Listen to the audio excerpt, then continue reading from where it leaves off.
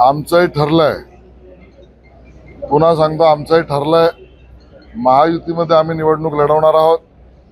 राज्यभरातल्या सगळ्या महानगरपालिकांच्या निवडणुकीत एकत्रित लढू, एकत्रित जिंकू आणि महाविकास आघाडीला एकत्रित पराभूत करू। सर, योगायोगाची बाब अशी की उद्या तुम्ही या भव्य समुद्राचा अनावरण करता। दुसरीकडे आज मात्र पुण्यामध्ये त्याच स्वातंत्र्यवीर सावरकरांचा बदनामी केल्याप्रकरणी राहुल गांधी यांच्या विरोधात खटल्याची सुनावणी आहे। सातत्याने राहुल गांधी या सुनावणीला अनुपस्थित राहत आहेत, सुरक्षेचं कारण ते देत आहेत।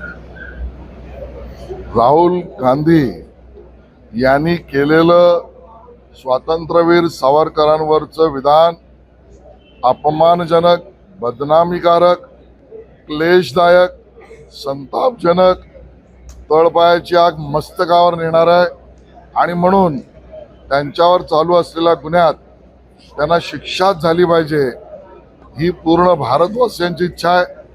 न्यायालयापासून पळ काढण्याचा प्रयत्न राहुल गांधी करतायत का, हा आमचा सवाल आहे।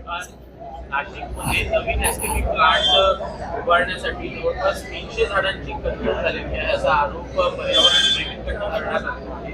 यामध्ये साधुग्रामच्या 1800 झाडांचे प्रश्न अजूनही अनुत्तरित असताना एसटीपी प्लांटसाठी कत्तल केली आहे असा आरोप काही पर्यावरण प्रेमी करतात। हे सरकार पर्यावरण पूरकच कार्यक्रम, योजना आणि प्रकल्प करते।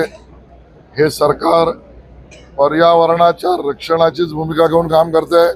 नाशिकमध्ये सुद्धा आम्ही तीच भूमिका घेऊ। सर, तुम्ही मुंबई पुणे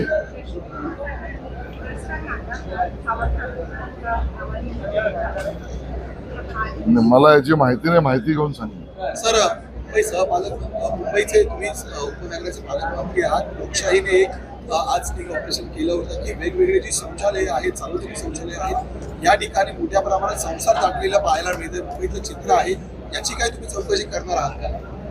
ज्या पद्धतीचं काम लोकशाहीने केलंय आणि हा मुद्दा समोर आणून दिलाय, शौचालय, सार्वजनिक शौचालय आणि त्याची उपयोगिता, यामध्ये अवैध रीतीने कोणी अन्य व्यवस्था किंवा निवास करत असेल त्यावर कडक कारवाई करण्यासंदर्भात मुंबई महानगरपालिका आयुक्तांशी मी बोलीन।